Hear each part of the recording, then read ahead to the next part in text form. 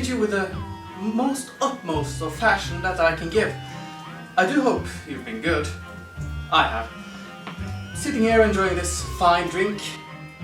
But while I'm in this state of bliss, something came to my mind.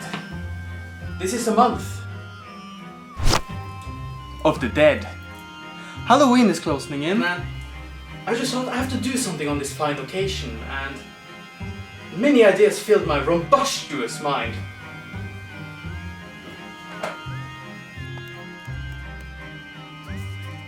Well, I came to the conclusion of playing a game. What game? Well, let's figure it out.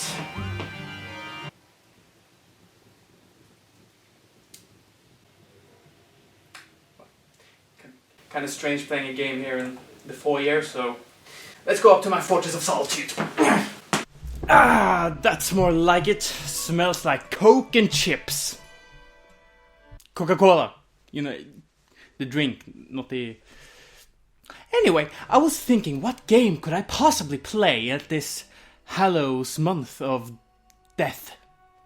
And of course I was thinking, well, obviously, obvious is obvious, so scary games, but it's just, it doesn't really fit for me. Halloween is not about being scared, it's not about, you know, feeling the horror or dread of what could be potentially in the shadows. No. For me, Halloween is about the themes. About the Universal Studio monsters, if you will. And that's why I decided on this game! Castlevania Lords of Shadow. This game is one odd duckling. Every time I read online about what people have to say about this game, it's very negative. They scoff on the entire trilogy as if the games have done something negative toward the players. And I myself remember the first time when I played this, back in 2013, I believe. I was disappointed, as it didn't feel like a Castlevania game. It looks promising though. Castle Dracula in the background, the full moon. The logo looks awesome as always. The undertitle sounds like something Castlevania would use. And the main character doesn't look anime. The only thing wrong with this cover is... well, I want to replay it, and maybe we're lucky. It could be like a fine wine which improves throughout the ages. Because we all know that games can have that effect.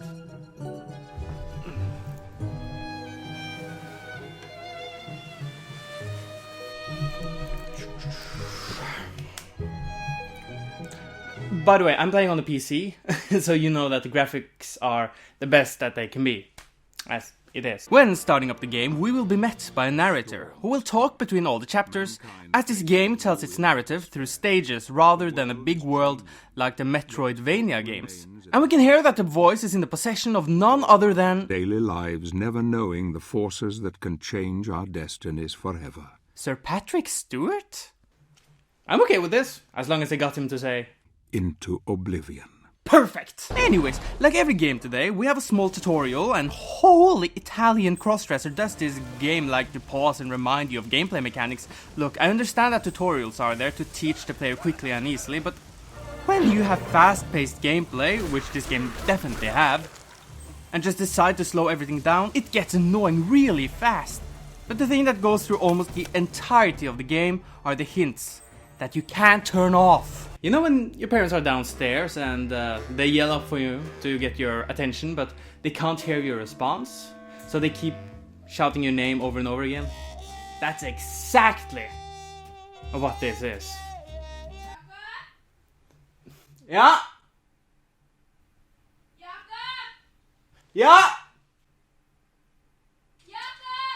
Yeah! Whatever. Getting through the control lessons, we get to learn a bit more about our main character's motivation, and that is that Gabriel Belmont's wife, Marie, lost her life to some evil force that has started to take over the world. So the Dark Brother, the Brotherhood of Light, has sent him on a quest to understand what is happening to the world, as it seems that the heavens have been cut off from the world of man, as monsters has arrived en masse. But right now, I need to find the Guardians of the Lake. Seeing our hero this way, we... I hear you seek the Guardian of the Lake. I'm sorry, who are you? But climb onto my back. Hurry! Okay then. Strange talking horse aside, we have different gameplay mechanics. Running a horse while being capable of attacking monsters. God damn it!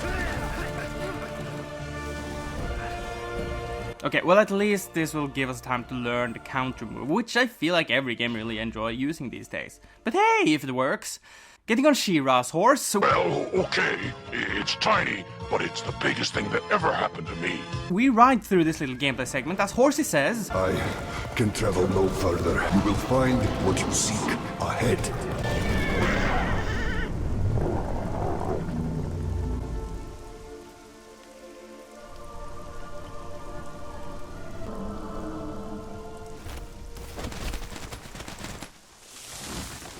well, at least I'm sure we'll meet again, O ye horse of little to unknown name. Because this is the kind of gameplay I can get used to. Will there be any sort of different action-based gameplay like this later?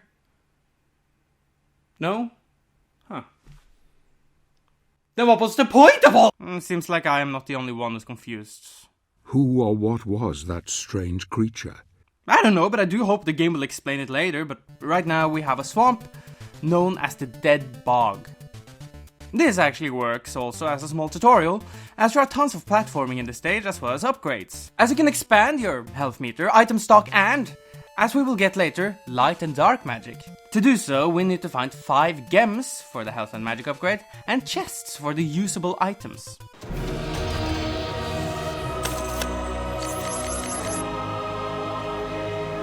And while we're on the topic on items and weapons in this game, I love them. Every enemy in this game have their own page in the bestiary, where you can learn more of the lore on the monster or character, as well as what they're weak against, and that is so cool! It makes you actually think of what items you want to use against certain types of enemies. Werewolves are extremely susceptible to silver daggers, so much in fact that the weaker enemies will die by just a single one. Whereas vampires are resilient to said knives, but holy water kicks their ass. Gabriel is pretty much the Batman of the Belmont, and I love it. But there's one thing that Batman can do that Gabriel can't, and that is to climb a bit faster than this. Why is he so slow? Platforming is like half of the game, how could they make him so slow? I mean, the combat is so fast-paced where the better you do by not being hit, countering and dodging, you will fill up this meter so that you can refill your magic gauge, so you always have to stay on your toes. So when it jumps into the exploration part, it goes from this to this.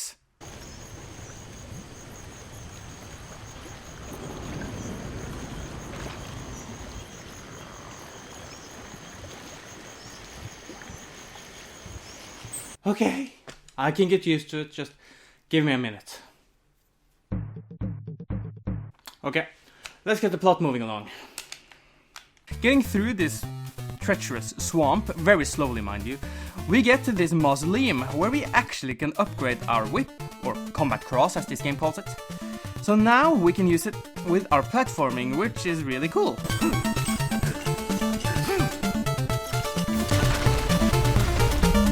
And this is pretty much the entire game. We have fast-paced combat into painfully slow platforming segments with exploration elements to find the next plot segments, whether it be a device to move the plot forward or some revelation to keep the narrative still interesting.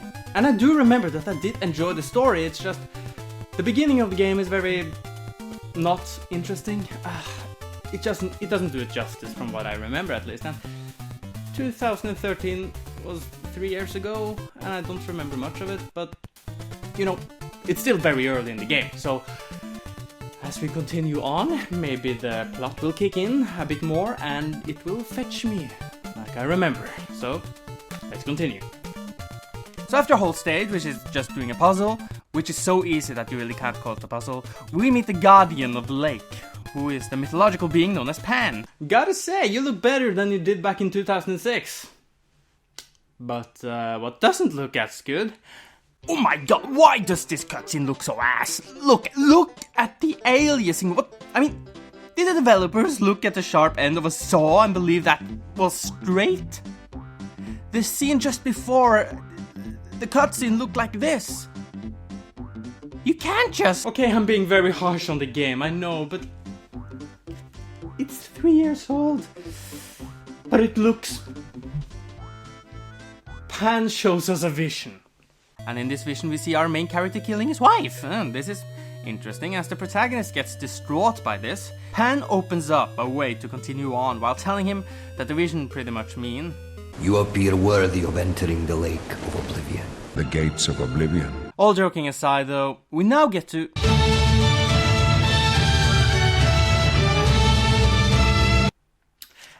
Every giant boss obviously doesn't have to be a clone of Shadow of the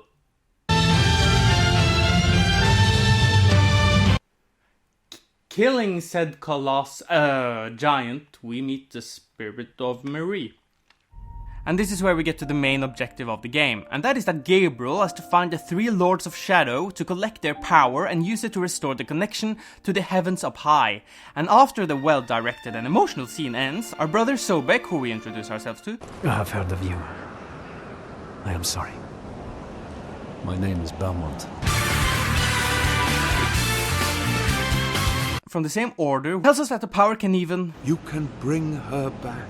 And yes, the voice of Sobek is... Let me see your face. Formulating the plan of having Gabriel go after the closest Lord of Shadow, Cornell the werewolf, and Sobek waiting for him up north at the vampire's realm, we head over to the land of Lycans, which is where we are, but we have some walks ahead.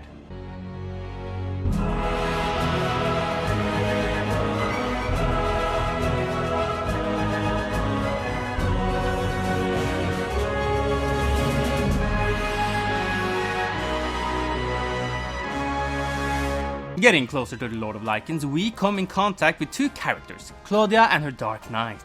The girl is capable of reading minds and talking to others using this method, as she is a mute. After seeing what's inside Gabriel said, Let me read your thoughts.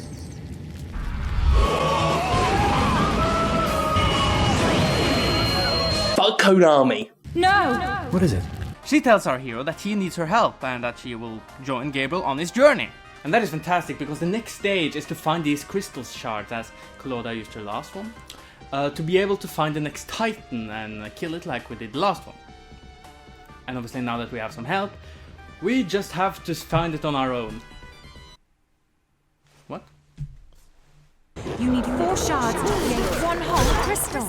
We need 3 more now. Yes, We need okay, 2 I more. understand, yes. Remember, we still Okay, you need don't have to two say it more twice. crystal Okay. shards.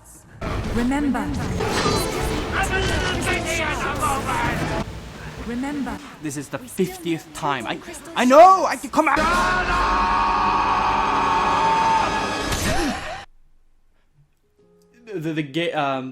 Sir Patrick Stewart does tell through the narrating that Gabriel does not sleep, and that his mind may potentially break. So... Oblivion? Oblivion. Getting the Dark Knight's gauntlet, because this entire game is all about getting items and getting stronger, we continue forward to our first antagonist after getting help from some naked fairies. Finally, we are here, meeting one of the Shadow Lords themselves, Cornell, who tells us the Lords of Shadow are the evil sides of the founders of the Brotherhood of Light, and if killed, the good sides die as well. He would die with me, because we are still the same. He and I. That's actually a pretty decent twist. Huh. This game just threw another great twist at us, and I have to say, come here, you! Here! Here! Ah! I beat you! Oh, bugger.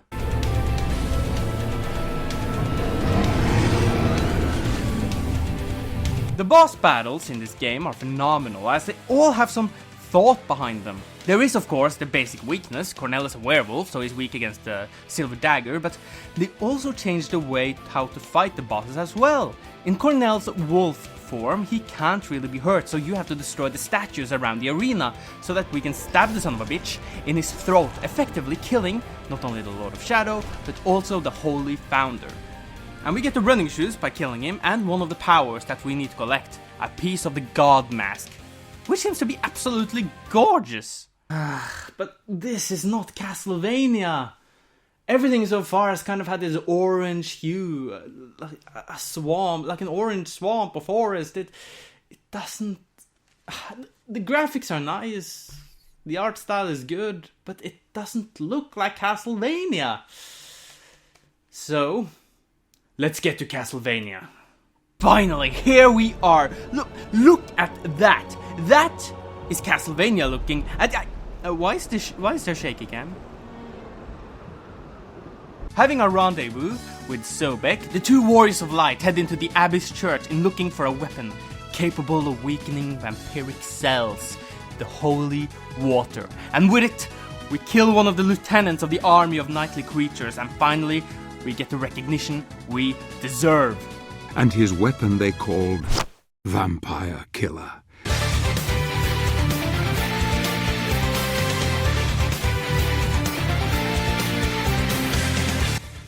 Okay, this second part of the game actually does have a Castlevania feel to it. The details inside the castle, the coloring, having tons of reds and greys, the music... Castlevania, the entire series, have one of the most memorable themes and soundtracks in the entire video game industry. But this entire trilogy has this orchestral, huge, major, over-the-top, beautiful sound that sounds great when you're listening to it when not playing. But when you're playing, it doesn't stick with you. The sadder themes are really effective and I do appreciate them. But it's not Castlevania. Like, I want to hear this when running around the castle.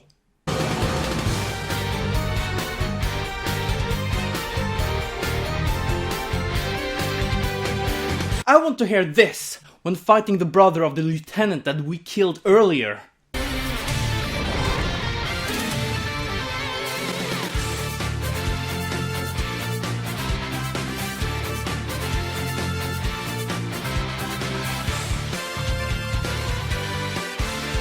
And I want to hear this when facing off against the second Lord of Shadow, Carmilla.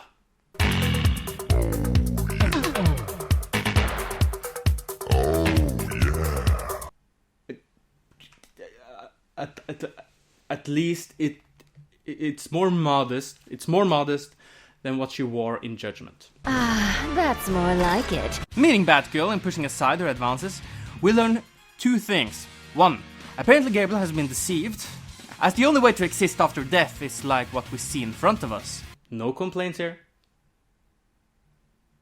And two, she may already be aware of Gabriel's fate, which I will admit is pretty cool. Anyway, impaling her and getting the second part of the God Mask and the ability to double jump, which would have been nice earlier, as there are some stages that you need the ability to get some upgrades that are lying in plain sight. We are done with the vampires and on our way to the land of the dead, where we will have to face off against the Grim Reaper himself. Getting there, however, is not so easy. So after leaving the north, we get to a new swamp area where we meet Baba Yaga, who is willing to send us to the land of the dead if we help her. She asks Gabriel to head into a music box to find a blue rose to... What? Wait, can we get back to the castle? With the gothic architecture and vampires? When I say Castlevania, do you think of this?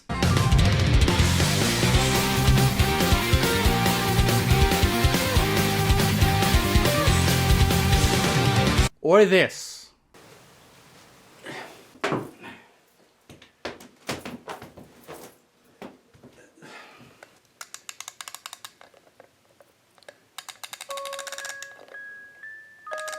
Yeah, that's definitely what I think about them. Let's just quickly finish this segment. But why only here? I just forget it. Getting through this labyrinth of a puzzle, we finally get into the Necromancer's realm. Oh my god, why is it so orange? Okay, this is my main problem with this game. It can be split into three parts. The first one being the swamp.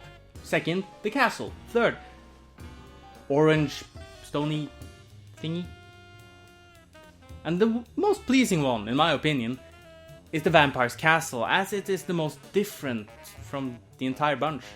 Yes, there are a difference between the swamp and Land of the Dead, but they have, as I mentioned earlier, this orange bland color to them, which makes me believe that the game would have been better with just a bigger castle to explore. Plus there really isn't anything I can talk about here. There are enemies, some puzzles, and a tedious boss fight, which really makes me wish that it ended like this.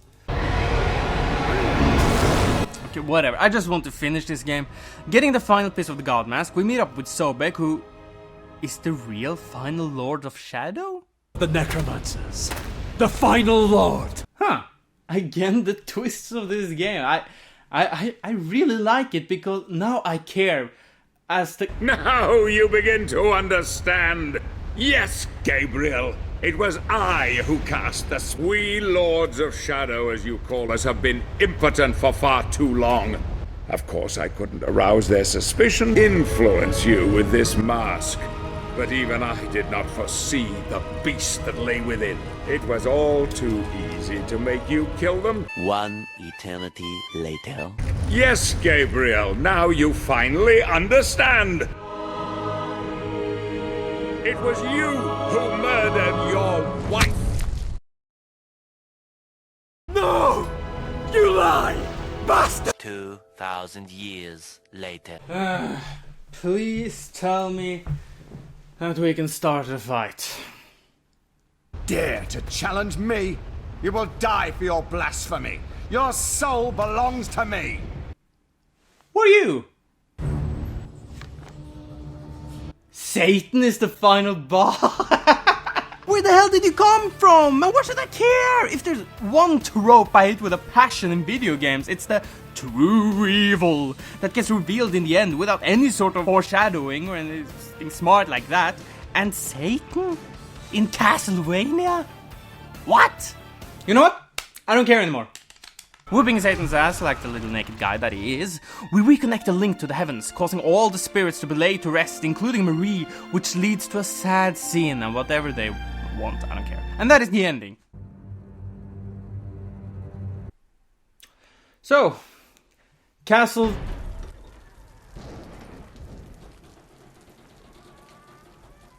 There's an end credit scene? God, I hope it's Samuel L. Jackson or something, because now I really need a good twist to get something good out of this. Gabriel. Don't you dare call me that. Saint Dracul. What is it with this game and its twists? That actually got me really excited for Lords of Shadow 2, even if the game didn't satisfy me at all. For which I finally remember why after replaying it. This game has a lot of problems, most of them being small design decisions that slowly annoys the player. Slow platforming, some unnecessary stages, of which most of them I didn't get to talk about in this video, boring locations, forgettable music, and a horrible final boss reveal. Again, I hate this trope. Yet Castlevania Lords of Shadow is still, even with its many problems, a good game. The fast-paced combat with the strategical thinking with the bestiary and the weaknesses of the monsters. Some areas around doesn't look that good, but the castle itself is beautiful. The story and the twists and turns are amazing. It kept me playing. It really did. Even if the final boss was a bit annoying. And the music, while it doesn't work that well in-game, if you put your attention to it outside and take your full attention to it, it's pretty great. You need to listen to it. It's a fantastic soundtrack. But as of a Halloween game, I was hoping for a bit more.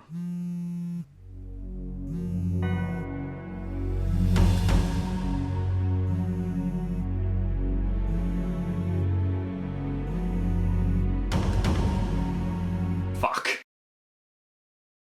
Hi there, I'm KingJGrim, or the King Games, whatever you prefer, and this is the ending of my video, an update, where I will answer two things. One, why is this video so long? Well, I've gotten something called Bell's palsy, which is that half of my face is partially paralyzed. You can see it if I try to open my mouth. Definitely this place. I just can't control this as well anymore, and it's It's not, you know, it won't be there forever. It will go away hopefully soon.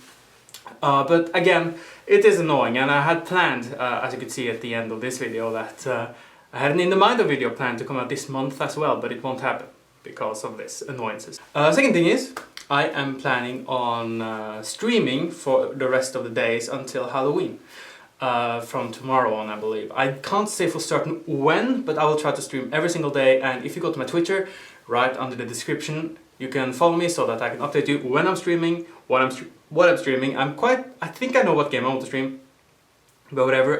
Right under the Twitter link, right under there is my Twitch, so you can follow that as well if you're interested. Just as an ending note, this series, I've made a video like this before where I just kind of play through a game and talk and whatever. It was a long time ago, and I'm a bit unsure if I want to continue doing that, but I find them interesting, and as this is a holiday thing, a holiday themed video, I think it would work. So yeah, thank you so much for watching. I'm KingJGrim or King Games, whatever, and like seriously, I'm just trying to close this eye down. Thank you. You can actually even see in this video that I have the bells, whatever. See ya.